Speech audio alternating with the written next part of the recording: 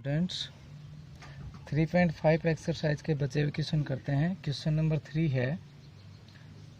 इसमें दो इक्वेशन दे रखी है 8x plus 5y equal to 9, दूसरी है 3x plus 2y equal to 4। इन दोनों इक्वेशनों को स्टेप डिवीजन और क्रॉस मल्टीप्लिकेशन विधि से हल करना है। तो क्रॉस मल्टीप्लिकेशन विधि से हल करने के लिए यदि हम x equal to y equal to अगर 1 ये पॉजिटिव लेते हैं तो इस जो ये पोर्शन है c इसको इक्वल के साइन के उधर के ले जाना जरूरी है। जैसे कि 8x प्लस 5y माइनस 9, यह ऐसा लेते हैं इक्वेशन, ऐसी करते हैं तो हम ये पॉजिटिव ले सकते हैं। अगर ऐसी ही इक्वेशन रखते हैं तो फिर ये 1 हमें माइनस का लेना पड़ेगा। ठीक है, चलो स्टेप डिवीजन मेथड से करते, ये सब्स्टिट्यूशन मेथड से करते हैं। इक्वेशन फर्स्ट में 8x plus 5y equal to 9, x की वैल्यू निकालेंगे, माइनस y उधर जाएगा, 9 माइनस 5y, 8 इसके साथ मल्टीप्लाई था, डिवाइड हो गया, x की वैल्यू आ गई 9 minus 5y equal to 8, x की वैल्यू। अब देखो ये जो हमने कौन से में निकाली है, इक्वेशन फर्स्ट में निकाली है, तो ये वैल्यू हम सेकंड में ही रखेंगे, इक्वेशन फर्स्ट में नहीं रख सकते। हाँ, इसके बाद जो वैल्यू आएगी x या y की जो भी वैल्यू आएगी उसको किसी भी इक्वेशन में रखकर हम दूसरी वैल्यू निकाल सकते हैं। इक्वेशन सेकंड में रखेंगे 3 multiply 9 minus 5y upon 8 plus 2y equal to 4। Denominator 8 है, डिनोमिनेटर को कैंसिल करने के लिए इक्वेशन को पूरी को 8 से मल्टीप्लाई कर देंगे। इसमें 8 से 8 कैंसिल हो जाएगा, इसकी मल्टीप्लाई करेंगे, 3 9 जा 27 माइनस 3 5 जा 15y प्लस 2 8 जा 16y इक्वल टू 32। 27 उधर जाएगा तो नेगेटिव हो जाएगा, क्या बचेगा यहाँ पर 5, यहाँ पर नेगेटिव वैल्यू है, ये पॉजिटिव, खाली y बचेगा। हाँ, ये y की वैल्यू आ गई 5, इसको हम किसी भी इक्वेशन में रख सकते हैं, चाहे फर्स्ट में रखो चाहे सेकंड में रखो, दूसरे की वैल्यू आ जाएगी। अब क्रॉस मल्टीप्लिकेशन मेथड से करेंगे, x y और पॉजिटिव 1 लेते हैं। लेकिन यह स्थिति लागू होती है, कब लागू होती है, जब a1 अपॉन a2 बराबर नहीं हो b1 अपॉन b2। इस स्थिति में ही हम इस मेथड को यूज कर सकते हैं। चलो करते हैं, बीच वाले पोर्शन को लेके चलेंगे।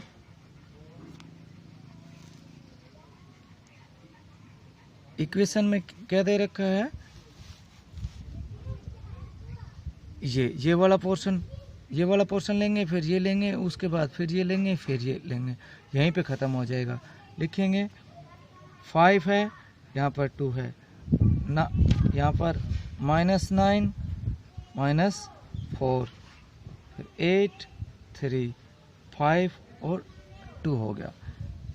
क्रॉस मल्टीप्लिकेशन में पहले इधर की मल्टीप्लाई करेंगे, उसके बाद इधर की x, इसकी मल्टीप्लाई करेंगे माइनस 20, इसकी करेंगे तो माइनस 18।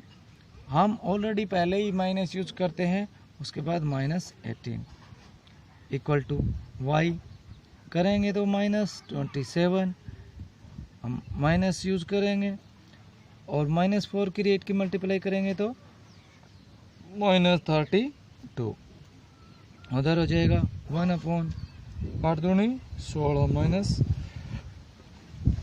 इसका क्या बचेगा x अपॉन, ये हो गया, ये दोनों माइनस माइनस प्लस हो जाएंगे, माइनस 2, y क्या हो जाएगा, ये माइनस माइनस प्लस, बड़ी संख्या 32 है, 5 इक्वल टू 1, यहाँ पर क्या बचेगा, यहाँ पर भी 1 हो जाएगा, इसको इसके इक्वल रख दो, इसको इसके इक्वल रख दो, x upon minus 2 equal to 1, तो x की वैल्यू क्या आ जाएगी, इसकी multiply minus 2, y upon 5 equal to 1, y की वैल्यू क्या आ जाएगी, 5 आ जाएगी। यही इक्वेशन, यही दोनों वैल्यू इसमें आ रही है। अब ये हमें देखना है कि हमें कौन सा जो मेथड है वो सूटेबल लगा, जैसा अच्छा लगे वही सूटेबल लगा होगा। इसका चौथा क्वेश्चन है, उसका फर्स्ट पार्ट है, उसमें है हॉस्टल सर्विस है, उसमें जो बच्चे के लिए जो खाना है उसके चार्जेज के बारे में बताया गया है। कहा गया है यदि कोई बच्चा 20 दिन भोजन करता है तो उसको 1000 रुपये देने पड़ते हैं, और 26 दिन भोजन करता है तो उसको 1180 रुपये देने पड़ते हैं। लेकिन ये जो भोजन करता है वो दो पार्ट में बांटा गया है। एक तो जो उनकी जो सर्विस है उसके लिए एक फिक्स चार्ज है, उसके बाद जो दिनों के हिसाब से एक्स्ट्रा चार्ज है। तो जो फिक्स चार्ज है, फिक्स्ड चार्जर है वो क्या है, X रुपीज, और जो एक्स्ट्रा पर डे चार्ज है वो है Y रुपीज। तो पहले 20 दिनों के लिए तो फिक्स चार्ज तो हो गया X, और एक दिन के लिए है Y, तो 20 दिन के लिए 20Y, और दोनों का अमाउंट मिला के कितने होते हैं 1000 रुपीज़। इक्वेशन 1। दूसरा है 26 डेज के लिए, तो फिक्स चार्ज है X प्लस 26 दिनों के लिए 26Y, ये क्या है 1180। ये इक्वेशन सेकंड हो गई। किसी भी मेथड से हल कर सकते हैं। इसके सेकंड पार्ट में दिया गया है एक फ्रैक्शन है, यदि उसके नोमिनेटर में से 1 सब्ट्रैक्ट किया जाता है तो जो वह 1/3 में कन्वर्ट हो जाती है।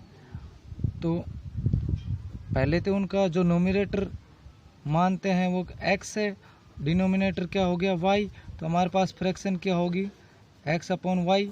अब कह रहा है अगर इसके नोमिनेटर में से एक घटाया जाता है यानी कि x - 1/y, तो वह किस में कन्वर्ट हो जाती है 1/3 में। क्रॉस मल्टीप्लाई करेंगे तो क्या हो जाएगा 3x - 3 = y, ये भी इधर आएगा 3x - y - 3 = 0। इक्वेशन फर्स्ट है। दूसरी इक्वेशन के लिए कहा गया है यदि इसके डिनोमिनेटर में 8 ऐड कर दिया जाता है, फ्रैक्शन क्या है x/y, अगर डिनोमिनेटर में 8 ऐड कर दिया जाता है तो वह फ्रैक्शन क्या हो जाता है 1/4 हो जाता है। क्रॉस मल्टीप्लाई करेंगे 4x उधर जाएगा, ये y + 8, तो 4x दोनों इधर आ जाएंगे -y - 8 = 0। किसी भी मेथड को यूज कर सकते हैं हम। नेक्स्ट चलते हैं। इसका थर्ड पार्ट है जो यस है, उसको वह एक टेस्ट देता है और वह कितने अंक गेट करता है, वह अंक प्राप्त करता है 40। इसमें बताया गया है यदि वह सही क्वेश्चन करता है तो उसके सही क्वेश्चन के हमें 3 अंक मिलते हैं।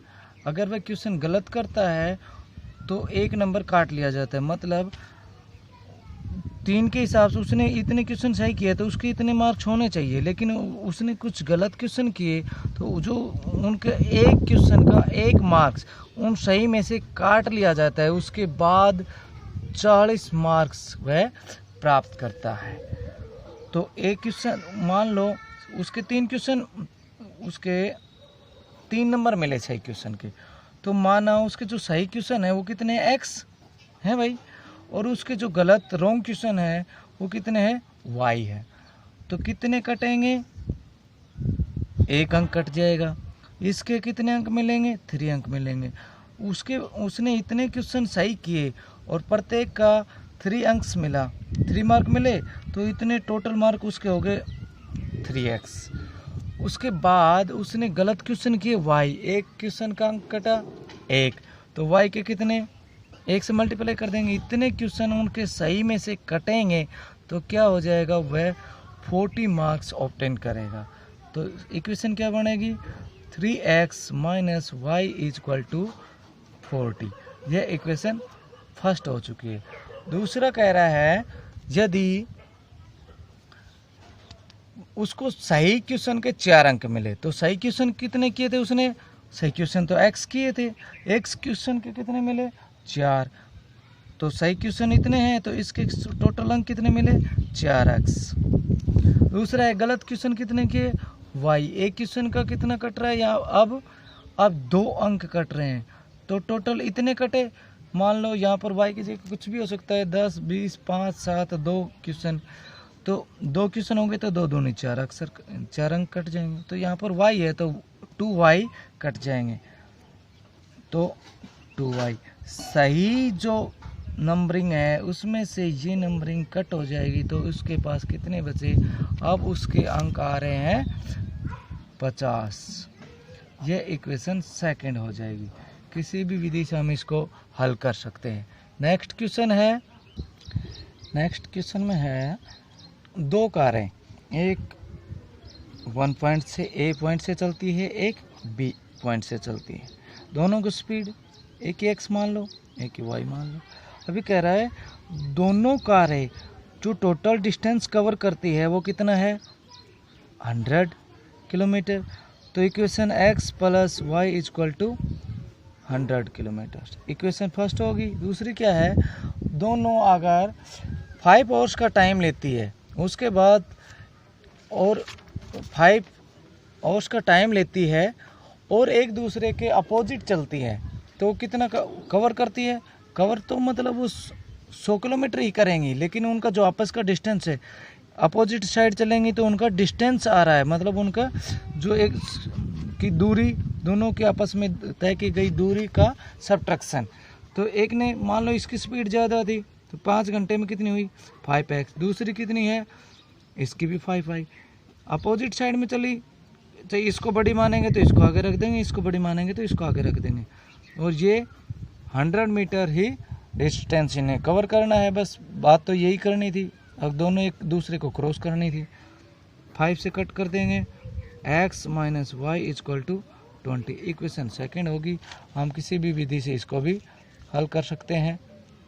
इसके बाद एक लास्ट क्वेश्चन है, वह दे रखा है एक आयत का एक रेक्टेंगल है और उसका जो एरिया है वो 9 स्क्वायर यूनिट लेस हो जाता है, कम हो जाता है, जब हम उसकी जो लेंथ है उसको 5 यूनिट कम कर देते हैं और उसकी ब्रेथ है उसको 3 यूनिट बढ़ा देते हैं।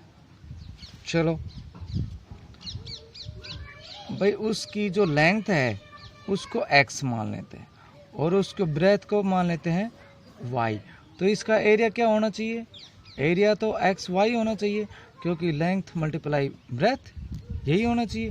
ये कह रहा है यदि उसकी लंबाई 5 कम कर दी जाए, तो लेंथ है x को 5 कम कर दिया गया, और उसकी ब्रेथ है उसको 3 यूनिट बढ़ा दिया जाए, तो y प्लस 3। अब उनका एरिया, मतलब ये लेंथ होगी ये ब्रेथ होगी, इनकी मल्टीप्लाई करेंगे तो क्या होना, तो क्या चाहिए, XY जो पहले थी वह बढ़ जाता है या घट जाता है। वह कह रहा है 9 यूनिट कम हो जाता है, मतलब जो पहले एरिया था उसमें से 9 कम कर देंगे। यह इक्वेशन फर्स्ट हो जाएगी। इसको सोल्व करेंगे, XY इसकी मल्टीप्लाई करेंगे प्लस 3x, इसकी इससे करेंगे माइनस 5y, इसकी करेंगे minus 15 equal to XY minus 9। XY से XY कैंसिल हो जाएगा, 9 इधर आएगा या ये इधर चला जाएगा, क्या हो जाएगा 3x माइनस 5y, ये उधर जाएगा पॉजिटिव हो जाएगा, कितना बचेगा 6। इक्वेशन फर्स्ट हो चुकी है। इसी तरह सेकंड है, अगर हम उसकी लंबाई और चौड़ाई दोनों को, लंबाई को 3 इकाई और चौड़ाई को 2 इकाई बढ़ा दें, तो लंबाई थी x, इसको 3 यूनिट बढ़ा दिया, चौड़ाई थी y, इसको 2 यूनिट बढ़ा दिया। अब क्या हो जाएगा, लेंथ मल्टीप्लाई ब्रेथ, जो हमारे पास एरिया था वह कितना बढ़ गया, 67 यूनिट बढ़ गया। सेम वैसे ही करेंगे इसको भी, XY इसकी इससे करेंगे तो plus 2x plus 3y plus 6 equal to XY plus 67। XY से XY cancel, 2x plus 3y equal to 6, उधर जाएगा माइनस हो जाएगा, क्या हो जाएगा 61, इक्वेशन सेकंड हो जाएगी। तो बेटा दोनों इक्वेशन हमारे पास बन चुकी हैं। अब इनको कैसे भी हल कर सकते हैं, चाहे सब्स्टिट्यूशन मेथड यूज करेंगे, चाहे क्रॉस मल्टीप्लिकेशन मेथड यूज करेंगे, चाहे एलिमिनेशन मेथड का यूज कर सकते हैं। हमें जो मेथड अच्छा लगे वही मेथड यूज करेंगे। ये एक्सरसाइज कंप्लीट हो चुकी है। नेक्स्ट एक्सरसाइज अगली वीडियो में करेंगे। थैंक्स।